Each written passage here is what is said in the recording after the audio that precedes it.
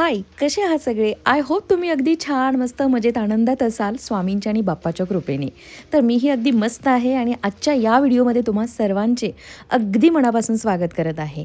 काल पूर्ण दिवस बाहेर शॉपिंगमध्ये घालवल्यानंतर, पूर्ण नाही म्हणता येणार, दुपारी 2 वाजल्यानंतर आज मात्र फुल कामाला लागलो आहे आम्ही दोघंही. सकाळपासून साफसफाई सुरू आहे. तर माझ्याकडे हे असं असतं, सगळे वॉश बेसिन, सगळे काउंटर्स हे मी क्लीन करते आणि कमोड आणि बाथरूमच्या म्हणजे जे काही खालची फरशी वगैरे आहे ते आहो क्लीन करतात. मी त्यासोबतच सारे मिररसुद्धा क्लीन करायला घेतलेले आहेत. तुम्ही पाहिलंत का? फक्त कॉलिन आणि न्यूजपेपरनी मिरर इतके स्वच्छ निघतात ना, की बाकी काहीही वापरायची गरज नसते आणि पटकन होतात सुद्धा. आणि हो, मी वॉश बेसिन घासण्यासाठी किंवा तो प्लॅटफॉर्म घासण्यासाठी काही नाही बाकी फक्त आपले ग्रीन कलरचं जे स्क्रबर असतं गालाचं ते आणि सर्फ एक्सेलचा सोप यूज करते. बाकी काहीही मी त्याचे नखरे करत बसत नाही. त्याने ते अगदी घासून घासून स्वतःलाही सॅटिस्फॅक्शन मिळतं आणि चकचकीत निघतं अगदी. कॉर्ड्सच आहे जो आम्ही किचन ओट्याला बसवला आहे, म्हणजे किचन काउंटरसाठी जे आणलं होतं ना त्यातूनच उरलेला जो कॉर्ड्स आहे तो आम्ही सगळ्या घरभर फिरवला आहे. जसं की एक बाथरूममध्येही आहे आणि कॉमन वॉश बेसिनच्या तिथेही आहे. मेन घराच्या एंट्रन्सला जिथे महाराजांचा म्हणजे महाराजांची मूर्ती आहे त्याच्या खाली जो प्लॅटफॉर्म आहे तिथे सुद्धा हा कॉर्ड्सच आहे.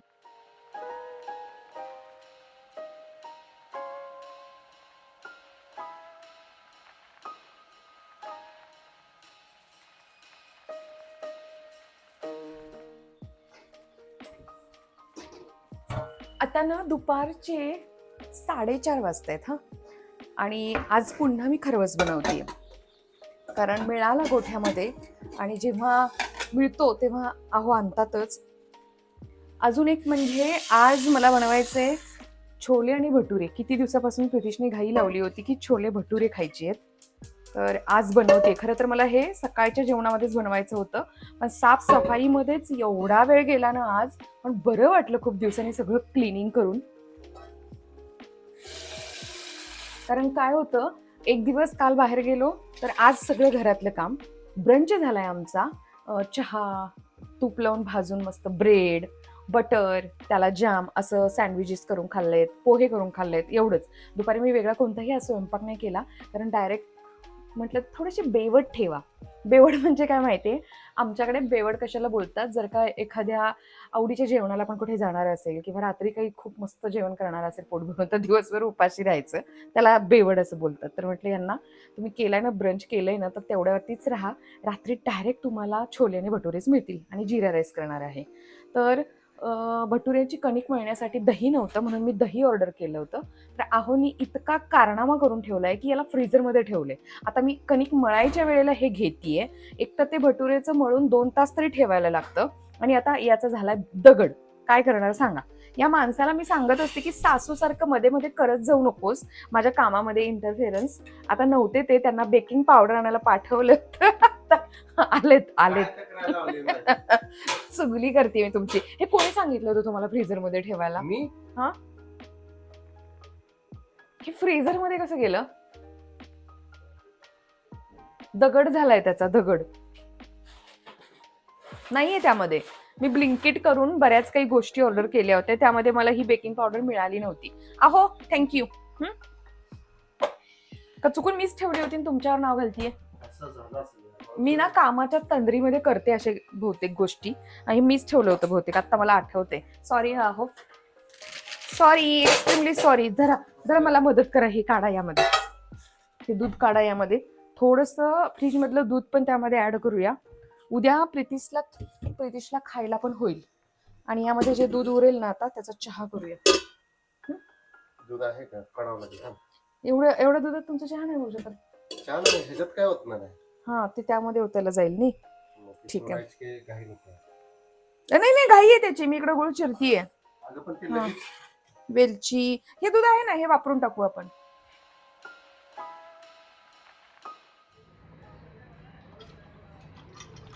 वेलची मी इथं बारीक करून देतो तुला.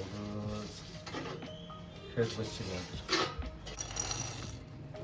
भटुरे बनवण्यासाठी या वाटीने आता 2 वाटी मी इथे मैदा घेते आहे. याच वाटीने अगदी अर्धा वाटी बारीक रवा घेतलेला आहे. ही 2 टेबलस्पून पिठी साखर आहे. थोडंसं मीठ टाकलेलं आहे आणि अर्धा चमचा बेकिंग सोडा आणि 1 पूर्ण चम्मच बेकिंग पावडर यूज केलेली आहे.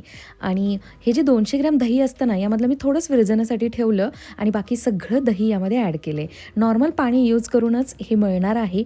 आता इथे 2 टेबलस्पून मी तेल लावून छान याला आपटून अगदी व्यवस्थित ही कणिक करणार आहे. या कणकेवरती म्हणजे हे आपण जे प्रमाण घेतलं या प्रमाणावरती, या मळण्यावरतीच भटुऱ्याची चव आणि तो भटुरे किती जाळीदार बनतोय हे डिपेंड असतं. आता बघूया की माझा हा भटुरा कसा बनणार आहे.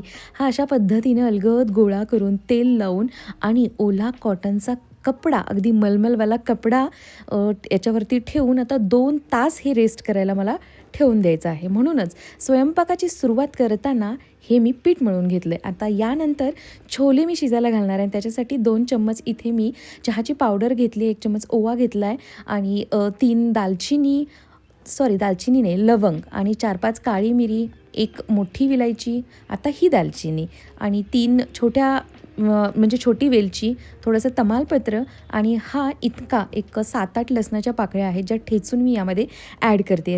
आता मस्त याची पुरचुंडी बांधून घ्यायची ही अशी आणि आपल्याला छोलेमध्ये ही अगदी कुकरमध्ये मध्ये ठेवून छोले भिजून वरती 1 इंचभर पाणी राहील एवढं पाणी घालून आता याला अगदी 1 शिट्टी ही फुल गॅसवरती आणि उरलेल्या 4 कमी गॅसवरती म्हणजे मीडियम गॅसवरती मी करून घेणार आहे.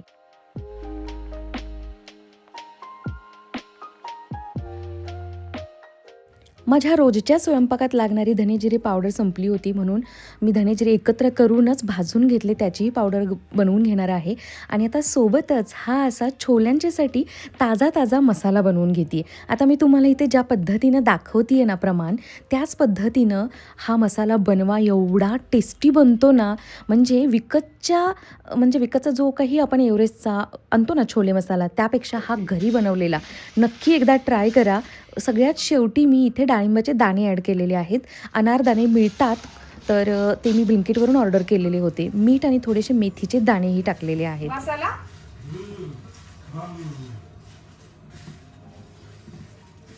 हे थंड करून यामध्ये कसुरी मेथी ऍड करायची. थंड नाही, गॅस बंद करून कसुरी मेथी ऍड करते मी.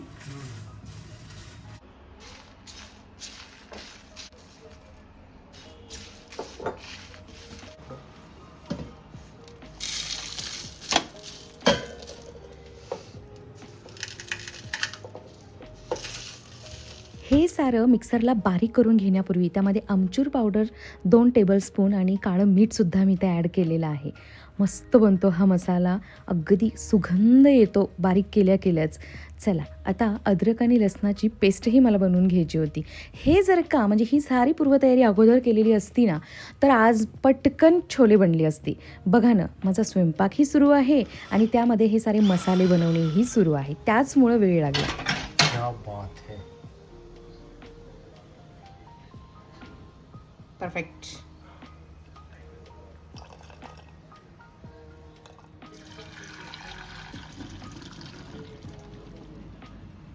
बऱ्याच जणींनी मला विचारलं होतं ना की जेव्हा मी जास्तीचं तेल हे वापरते म्हणजे तळण्यासाठी एखादा पदार्थ, तर उरलेल्या तेलाचं मी काय करते. तर हे लाकडी घाण्यावरचं तेल आहे, कोल्ड प्रेसचं.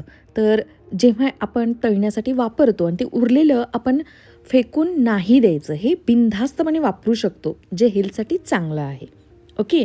जेव्हा बाहेरचं जेमिनी वगैरे आपण आणतो ना, ते ऑलरेडी त्याच्यावरती खूप हॉट प्रोसेस केलेली असते आणि बरीच केमिकल प्रोसेस केलेली असते आणि त्याचमुळं ते एकदा तळलेलं 2दा तळलेलं आपण नाही वापरू शकत. बट हे लाकडी घाण्यावरचं अगदीच वापरू शकतो बिनधास्तपणे. तर चला, या पद्धतीनं मी फोडणी दिली.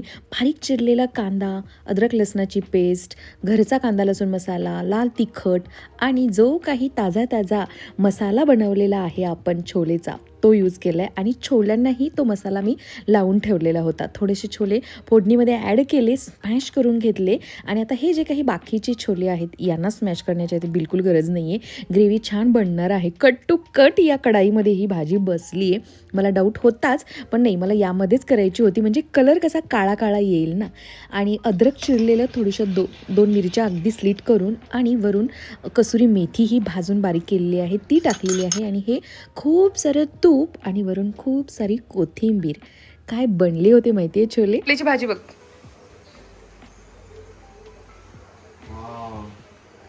बढिया ना, दिसते ना अमृतसर स्टाईल.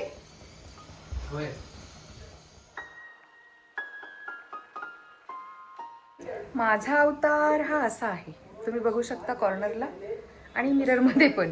आणि इथे ही सारी तयारी करून ठेवली आहे. मी काय करते, स्वयंपाक करता करताच जो काही पसारा झालेला आहे तो तर आपण काढतोच, पण मी साईड बाय साईड होईल तितकी, जमेल तितकी सफाई करून घेते, स्वच्छता करून घेते.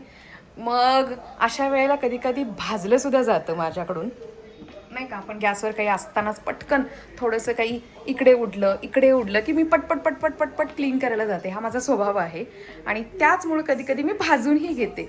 बट छान वाटतं ना असं, की आता बघा फक्त हे तळायचं बाकी आहे करून, आणि तिकडे भात रेडी आहे, इकडे हा बाकीचा सगळा स्वयंपाक रेडी आहे. आणि खरंच खरंच हे खूप कष्टाचं काम आहे, खूप कष्टाचं काम आहे. म्हणूनच छोले भटुरे बाहेर खायला परवडतात. चला,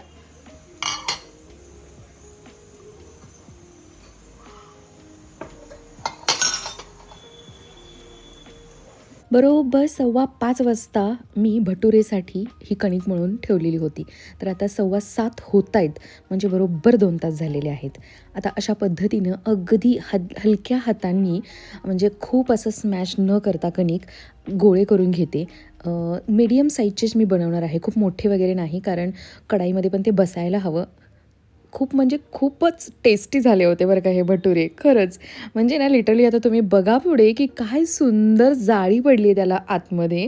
बाहेर जे मॉलमध्ये आपण खातो ना असे मोठे मोठे भटुरे, त्यांच्यापेक्षाही हे टेस्टी लागत होते घरचे. म्हणजे बघा, ठरवलं तर आपण काहीही करू शकतो नाही. हे फक्त मैदा वगैरे खाणं सतत हेल्थसाठी चांगलं नसतं हो, म्हणून मी हे पदार्थ जास्त बनवत नाही, टाळत असते. आणि आपले जे काही पारंपरिक पदार्थ आहेत ना, तेच मी सतत बनवण्यावरती भर देत असते. आता कधीतरी जिभेचे चोचले पुरवण्यासाठी हे ठीक आहे. हे बघा, हे अशा पद्धतीनं पहिल्यांदा हाताने मी करून घेणार आहे आणि नंतर थोडंसं लाटण्याने. खूपच पातळ करणार नाही आहे मी, मीडियम ठेवणार आहे जाडी त्यांची. पहिला भटुरा जरा जास्तच मला गुबगुबीत वाटला, त्यानंतर मग मी पुन्हा थोडेसे पातळ बनवले आणि पहिलं त्याचमुळे थोडासा छोटासुद्धा झाला होता. बरोबर 10 भटुरे बनले होते, जे अतिशय प्रमाण म्हणजे करेक्ट झालं होतं, 100% करेक्ट.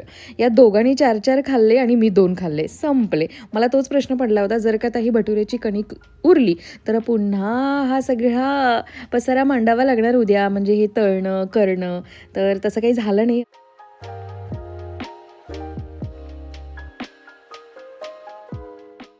हे बघा, पहिलासुद्धा भटुरा अगदी छान फुलला आणि आता हा दुसरा. 4 भटुरे मी तळून घेणार आहे आणि या दोघांना मी जेवायला बसवणार आहे.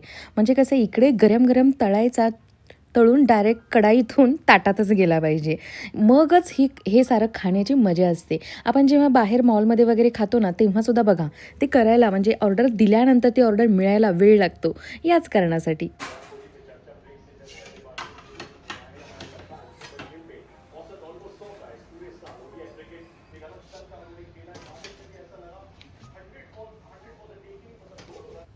आहे की नाही परफेक्ट टेक्स्चर, अगदी अमृतसर स्टाईल झालेत की नाही हे छोले.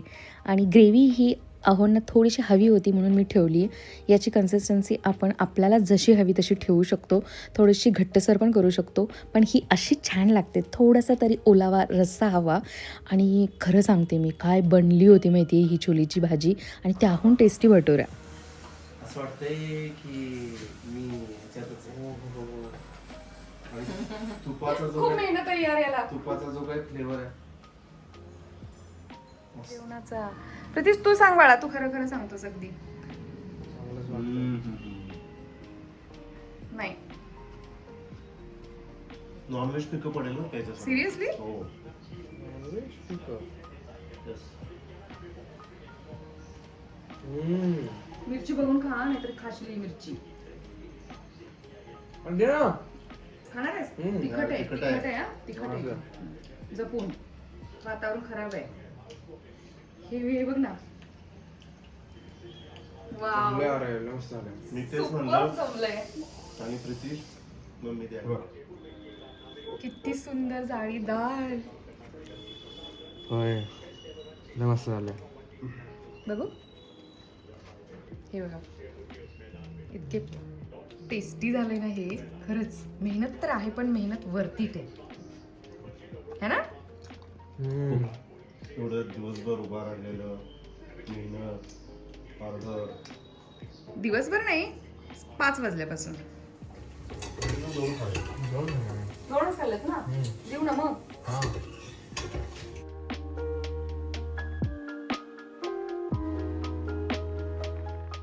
आणू का.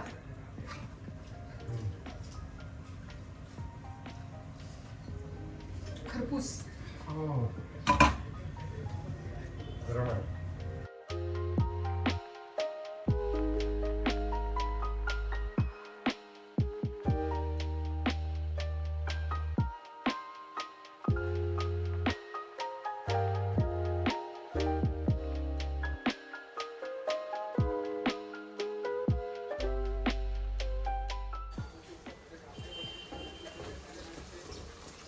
जास्त भाजलेला हवा होता ना कोणाला. नाही आता माझं झालंय बरं. विचार झाले. थोडा भाग खाल्ला.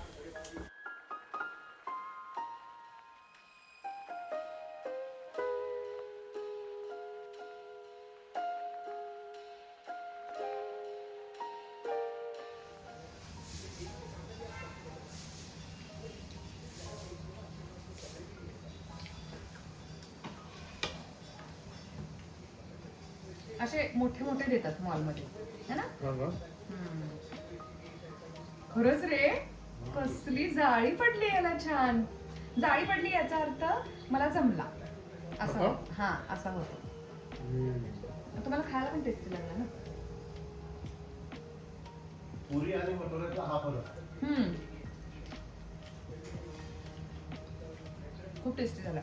हे असं काही जेवण असेल ना तर प्रितीश अगदी मनापासून पोट भरून जेवतो. चला आम्ही दोघं जेवण करून घेतो आणि याच नोटवरती मी आजचा हा व्हिडिओ इथंच एंड करते. आय होप नक्की तुम्हाला आवडलेला असणार आहे. आवडला असेल तर प्लीज लाईक करा, हाईप करा आणि नवीन असाल तर चॅनललाही सबस्क्राईब नक्की करा. बाय.